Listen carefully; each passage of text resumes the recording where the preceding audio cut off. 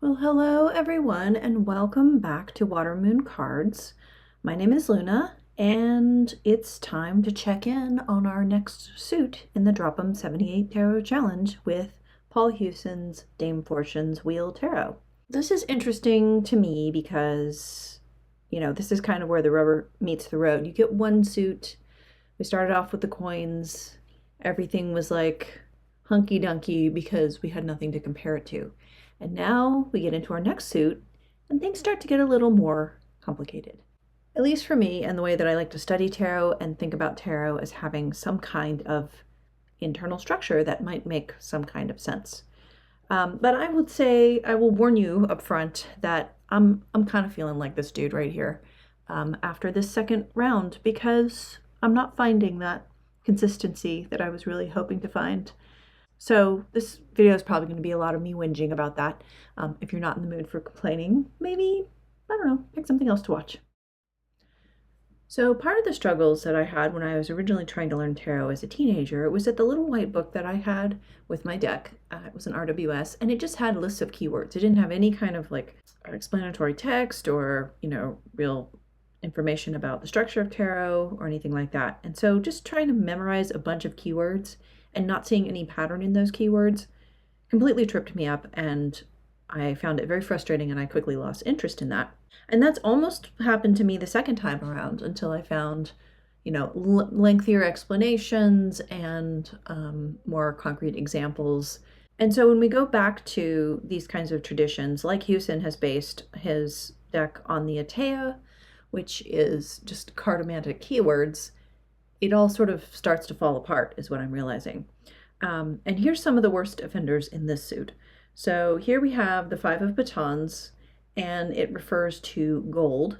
And I'm not sure entirely why we're talking about gold in a suit that, according to Hewson, is supposed to be more about activity.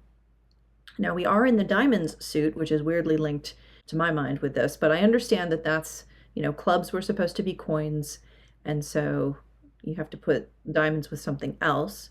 Maybe I could see, a red diamond sort of being like a pursuit of the work that we do in order to gain personal fulfillment, something like that, if I'm going to stretch. But why a keyword like gold with 10 crowns on a card that's a 5? This is a big offender on several levels, not least of which, supposedly, the coin suit was all about money. And a lot of the cards were about money, including the 7, which was just money. So why would we have gold here? I don't understand this. If we look at the keywords all together in the batons, they are strength, sagacity, enterprise, sociability, gold, a domestic, which is this one, or a messenger, conferences, countryside, delay, treachery, prowess, departure, and country lady or country man. Now, if you compare that with the coins, it's contentment, confusion, also a messenger, fame, good deed, lover, the present, money, brunette, effectuality, the house, a dark youth, usefulness, and another brunette woman and a brunette man. So you can see within each suit, they are confusing because there's a lot of repetition. And then across the suits, there's a lot of overlap in terms of the topic that the card supposedly has to do with. And my question is, why aren't all the cards that are kind of about the same thing in the same suit? Call it whatever you want, relate it to whatever you want. But why aren't all the money and personal gain and wealth cards in one suit and the communication, sociability, domestic, dealing with your household stuff in another suit? I just can't get my head around that. I will say that the Eight of Batons just having to do with countryside and not really having to do with any kind of outcome from that. It's just like, oh, pleasant day. That doesn't make a ton of sense to me. I really don't like this Ten of Batons and the way that Hewson describes it, because I like snakes. I have an affinity for snakes, and I don't like that in the Christian view of the world that they're a bad animal. I think that sucks to single out any being as being negative or bad. But in particular, snakes get a bad rep, and I don't love it. And I think there's also some disconnect here between what Hewson has drawn in some cases and what the card meaning is according to Atea. It's not always clear to me, because sometimes Hewson's definitions in his book will actually match Waite's, but then the pictures are so very different. All those things put together, plus the absolute frickin' abundance of people with falcons all over the place, it's just kind of becoming a joke to me at this point. On a slightly more positive note, we do have slightly better, more cohesive court cards here. And these all have to do basically with living in the country and being, you know, people who are involved in agriculture or trade or that kind of thing. So I will say Houston's writing and his pictures and sort of his history and the way he's blended all of this together actually makes a little bit more sense and is a little more clear. Also, the fact that he's not basing these people on completely fictionalized and amalgamated personages like Argene in the last suit helps a lot. Like, these are definitive characters from the Bible or from history, and so that does help.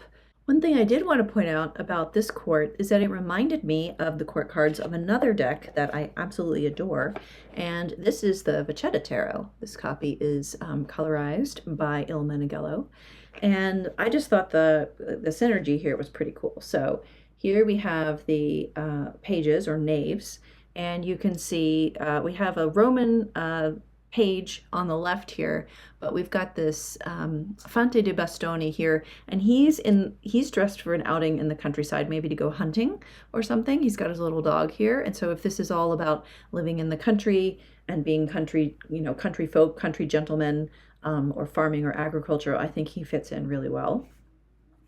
Then we've got our knight, who is interesting. He's an entertainer, like you would have at maybe a country fair or something like that. So even more countryside-ish than our Roman soldier who's leaving to go join up on some sort of a mission.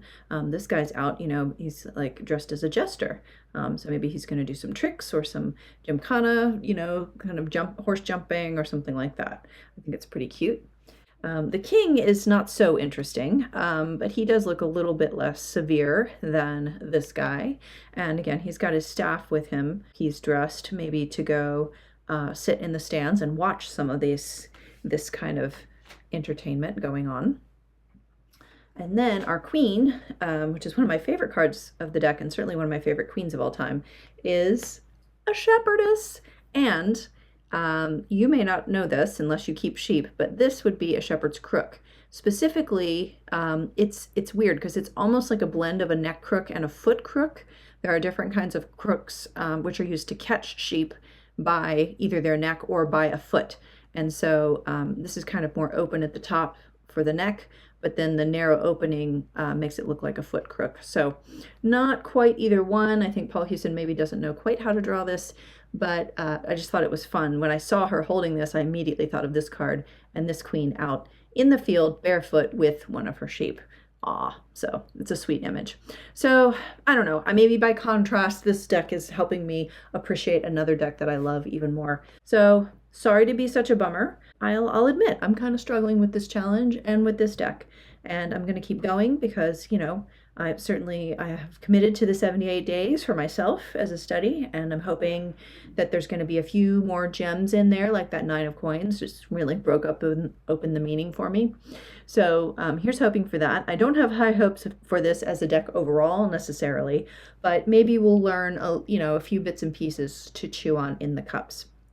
And certainly it should be a more pleasant, uplifting suit, I hope, in general. So we'll look forward to that. Don't forget to see my daily shorts if you want to catch my first impressions of each card, and I am also comparing those to my day, so I'm trying to pull out little tidbits and compare them to my lived experience, and that's always a good way to practice and learn something new. So thanks again for watching, and for this series anyway, I'll see you in a couple of weeks when we get to the end of the cup suit. Until then, take care and bye-bye.